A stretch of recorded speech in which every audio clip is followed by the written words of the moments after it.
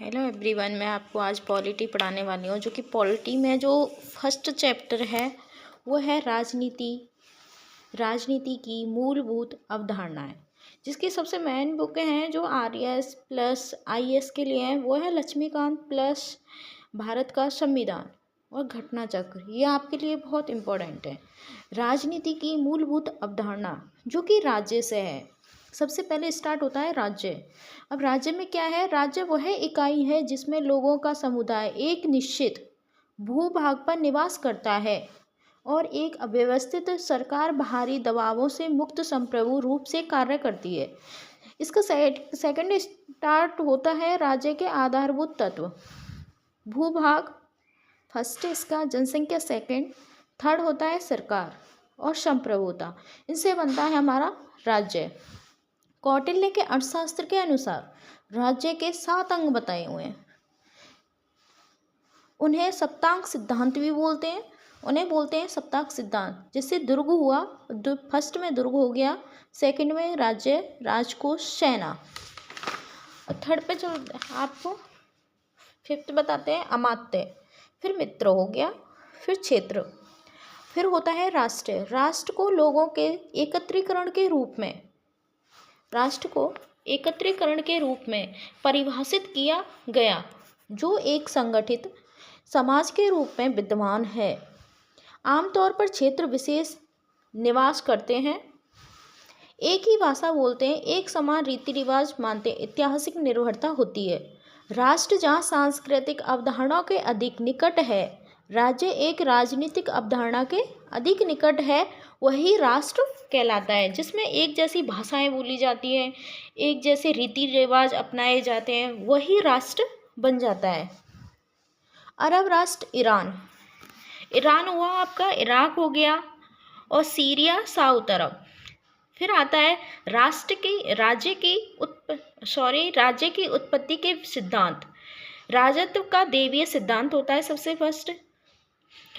राजा पृथ्वी पर ईश्वर का प्रतिनिधि होता है। जो एक राज्य होता है उसको एक राजा चलाता है, उसी को राजत्व बोला जाता है, जिसे देवियों के रूप में देवीय सिद्धांत बोलते हैं। देवों की तरह माना जाता है उसे। राजा पृथ्वी पर ईश्वर का प्रतिनिधित्व है और अपने राज्य में ईश्वर के आदेशों को लागू करता है। जो एक राजा होता है, अपने राज्य में अनेक कानूनों को लागू किया जा सकता है, करते हैं वो देवीय सिद्धांत के आधार पर राज्य अस्तित्व में आए हैं। फिर इसका सेकंड होता है सामाजिक समझौता सिद्धांत। ये सिद्धांत लोक हॉब्स और रूसो ने दिया। इन सिद्धांतों के अनुसार राज्य की आवश्यकता अवधारणा के पूर्ण मत्स्य न्याय की स्थिति के, जिसमें केवल अनिश्चितता की स्थिति थी। अतः लोगों को सामाजिक समझौते के आधार पर राज्य की स्थापना की। इसके अंतर्गत समस्त लोगों ने राज्य के प्रमुख को अपने कुछ अधिकार सौंपे, जो दूसरी तरफ राजा ने अपने लोगों की सुरक्षा की गारंटी दी। वर्तमान में लोकतंत्र में भी जनता मतदान के माध्यम से शासक चुनकर उसे शक्ति प्रदान करती है। जब जनता मतदाता देती है तब राजा बनते हैं।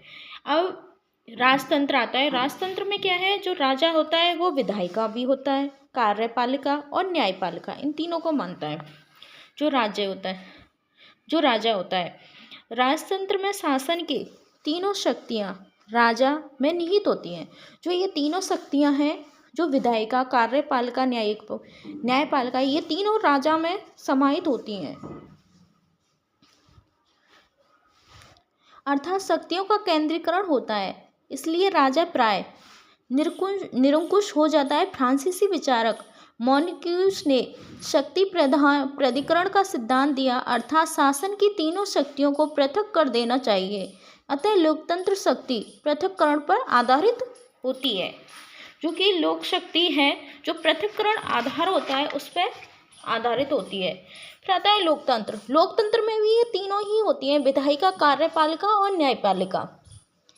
जो कार्यपालिका होती है वो 2 चरणों में काम करती है, स्थायी नौकरशाही में और अस्थायी नौकरशाही में। और जो न्यायपालिका होती है उसमें उच्चतम तथा उच्च न्यायालय दोनों काम करते हैं। भारत में संसदीय शासन व्यवस्था है। भारत में संसदीय शासन व्यवस्था है, अतः स्पष्ट शक्ति पृथक्करण नहीं है, क्योंकि कार्यपालिका का विधायिका का एक अंग है। जो कार्यपालिका है, जो विधायिका है, उसका एक अंग है, मतलब दोनों एकजुट में बने हुए हैं। ये हो गई विधायिका। अब एक कार्यपालिका और न्यायपालिका। जो कि विधायिका है, जो कार्यपालिका और मंत्रिपरिषद में अंदर बनी हुई है, यह है न्यायपालिका, जो कि न्याय करती है। जैसे कि हाई कोर्ट हुआ, हाई कोर्ट होता है, वो न्यायपालिका करता है। फिर होता है केंद्र में संसद होती है, और संसद में बैठता है लोकसभा और राज्यसभा। ये संसद में होती हैं, जिसकी सीट 543, इसमें 245 जो कि मंत्री है, जिसको मंत्री बनाते हैं।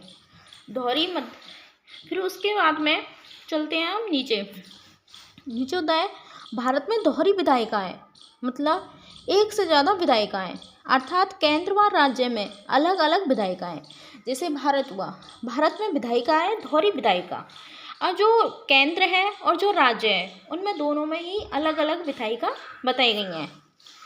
भारत में दोहरी कार्यपालिका है, अर्थात केंद्र व राज्यों में अलग अलग मंत्री परिषद हैं। जैसे केंद्र हुआ और राज्य हुए।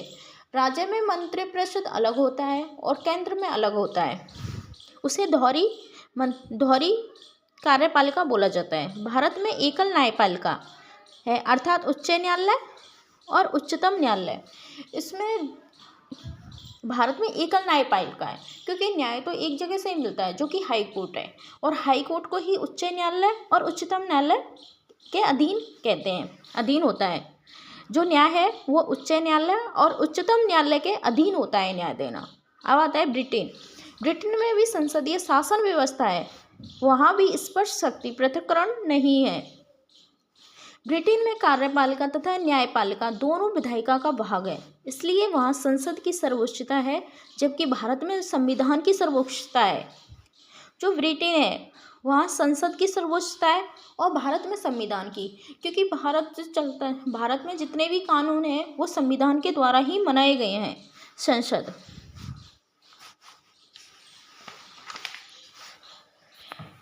अब आता है संविधान सभा 1895 में बाल गंगाधर तिलक ने सर्वप्रथम संविधान सभा की मांग की थी। संविधान सभा की सबसे पहले जो मांग हुई थी वो बाल गंगाधर तिलक के द्वारा की गई थी। 1922 में महात्मा गांधी ने स्वराज, 1928 में नेहरू समिति ने, 1934 में मानवेंद्र नाथ राय ने, 1935 में कांग्रेस पार्टी अधिकारी तौर पर संविधान सभा की मांग हुई थी। 1938 में पंडित जवाहरलाल नेहरू ने कांग्रेस के प्रतिनिधि के तौर पर सार्वभौमिक वयस्क मतदान के आधार पर निर्वाचित संविधान सभा की मांग की। इस टाइम पे सभी ने संविधान सभा की मांग की थी। अगस्त प्रस्ताव 1940 में अंग्रेजों ने पहली बार संविधान सभा की मांग को स्वीकार किया। इसमें संविधान सभा शब्द का उल्लेख नहीं था। 1934 में स्वराज पार्टी थी। जो संविधान सभा है उसका नाम पहले 1934 में स्वराज पार्टी थी। क्रिप्स मिशन 1942 में अप्रत्यक्ष रूप से निर्वाचित संविधान सभा का प्रावधान था, जो प्रांतीय विधानमंडल के निम्न सदस्यों द्वारा चुनी जानी थी। 1946 में कैबिनेट मिशन की सिफारिशों के आधार पर संविधान सभा का निर्वाचन किया गया था। 1946 में किसकी कैबिनेट मिशन की सिफारिश के आधार पर संविधान सभा का निर्वाचन किया गया था। इसमें संविधान सभा के कुल सदस्य जो कि 389 हैं। ब्रिटिश भारत से निर्वाचित 296, प्रांतों से 292। इसमें दो पार्ट्स हैं, प्रांतों से, उच्चायुक्त प्रांतों से जो कि 4, दिल्ली, अजमेर, मेरवाड़, कुर्ग, बलूचिस्तान, और रियासतों से मनोनीत जो कि 93।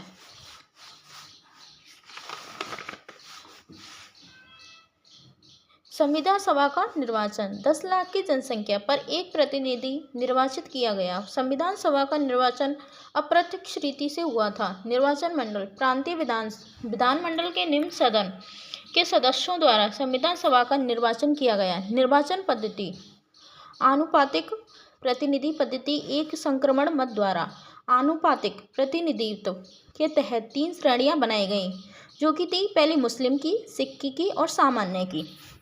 जो मुस्लिम सीटें थी वो आरक्षित सीटें 78 थी, सिख आरक्षित सीटें 4 थी और सामान्य आरक्षित सीट थी जो कि 210 थी।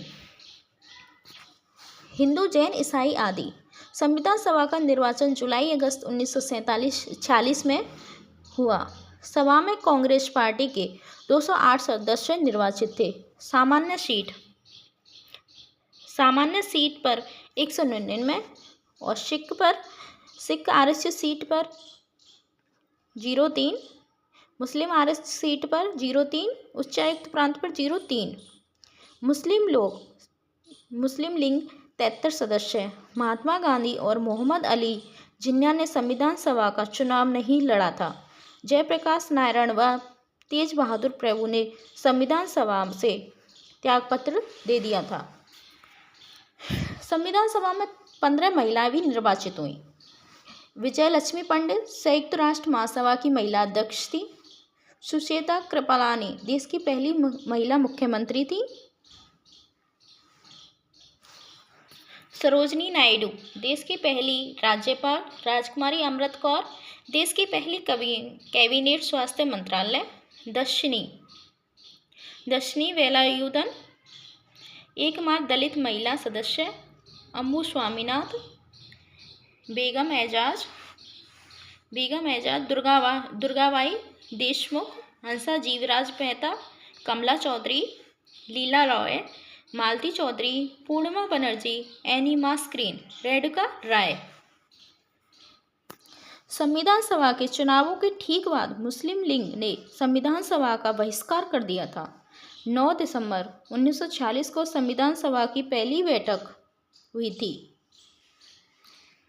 जिसमें कुल 207 सदस्य 9 महिलाएं शामिल उपस्थित थे।